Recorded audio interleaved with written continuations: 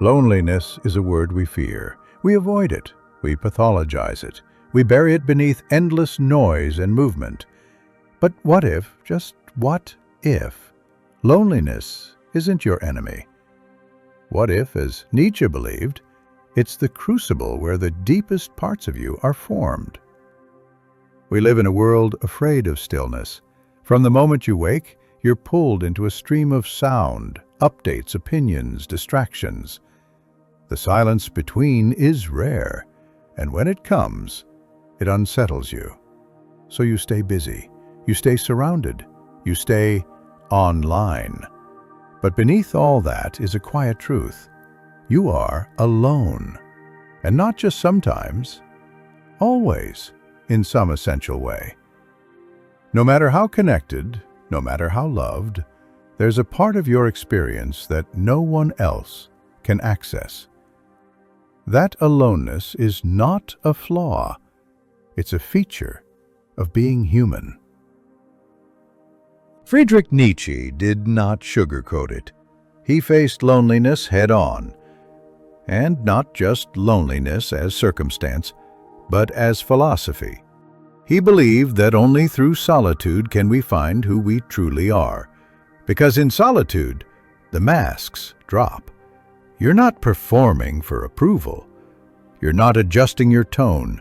You're not checking your reflection in the eyes of others. You're just there, with yourself. And often that's terrifying, because what you meet in that silence is not always kind. It's not always pretty, but it is always true. Nietzsche wrote of the Übermensch, the person who transcends herd morality, who thinks independently, who lives by self-defined values. That figure is not born in comfort. He is born in exile, in the long, dark night of solitude.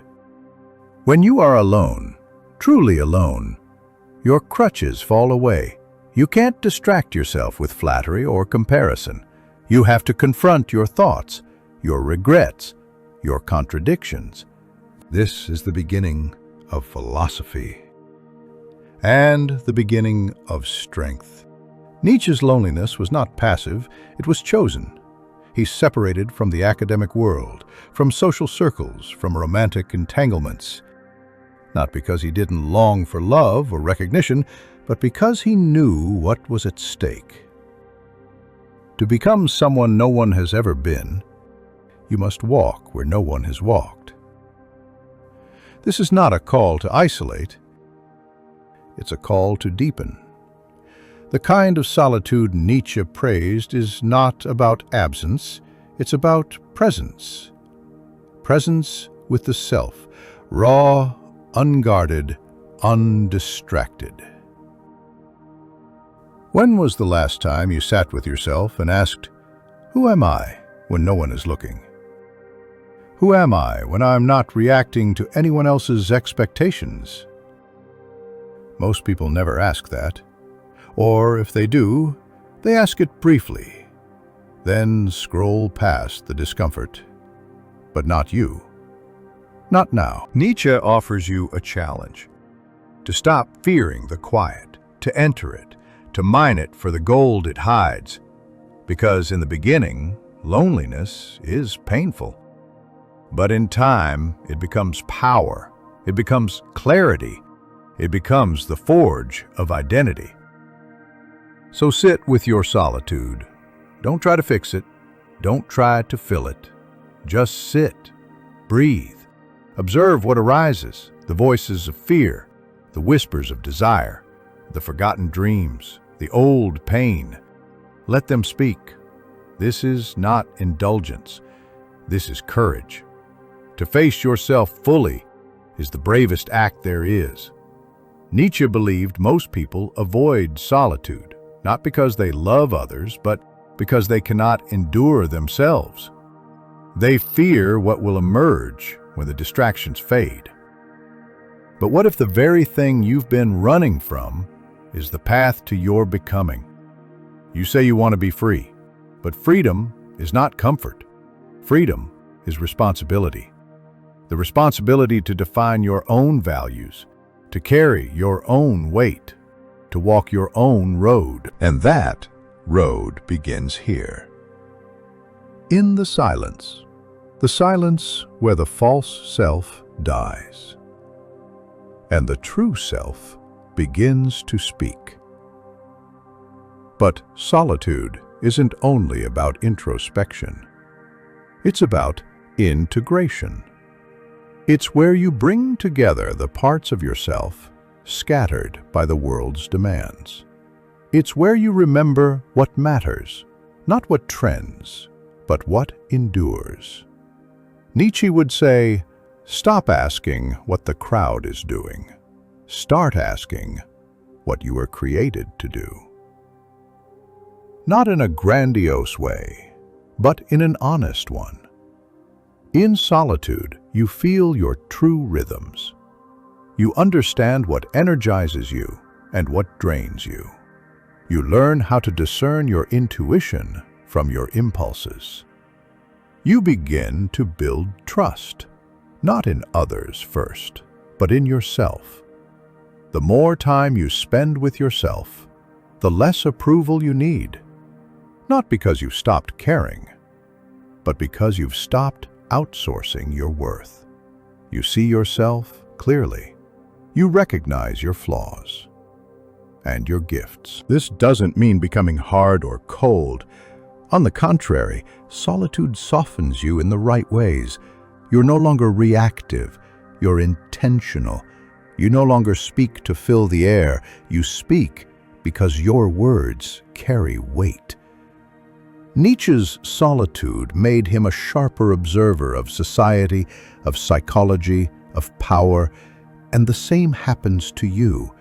You begin to see beneath the surface. You detect manipulation where others see charm. You hear fear behind authority. You smell lies wrapped in applause. But more importantly, you begin to see yourself. You no longer mistake familiarity for truth. You question your assumptions. You reevaluate your values, and slowly, you shed the layers of false identity. You're not your job. You're not your reputation. You're not your mistakes. You're not your possessions.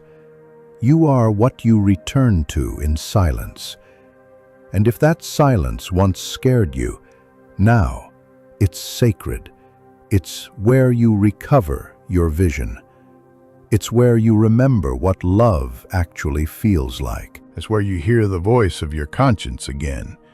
Clear, calm, uncompromising.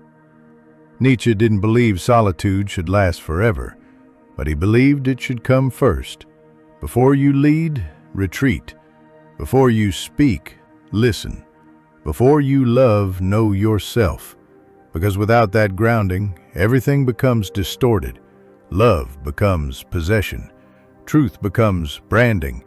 Freedom becomes escape. But when you emerge from solitude, when you re-enter the world, something is different. You don't chase status the same way. You don't tolerate noise the same way. You don't settle the same way. You've seen what matters, and you won't forget. This is the loneliness that leads to strength. Not bitterness, not superiority, but quiet, resolute inner strength. The kind of strength that doesn't need to prove itself. The kind that notices everything, but speaks only what's necessary. The kind that can be alone and never feel lacking.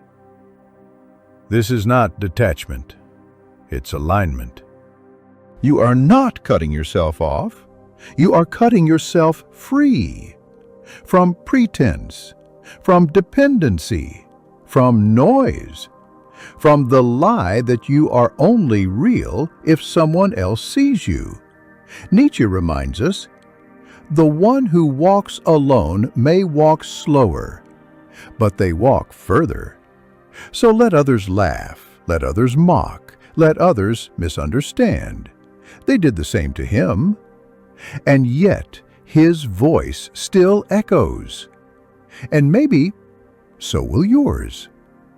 If you dare to endure the silence, if you dare to make it your teacher, if you dare to see your solitude not as emptiness, but as sacred space, because in that space, everything false fades, and everything true begins.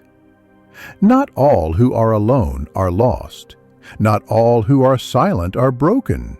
Some are simply becoming. And if that's you, take heart. You're not falling apart. You're falling into yourself. And that's not loneliness. That's transformation.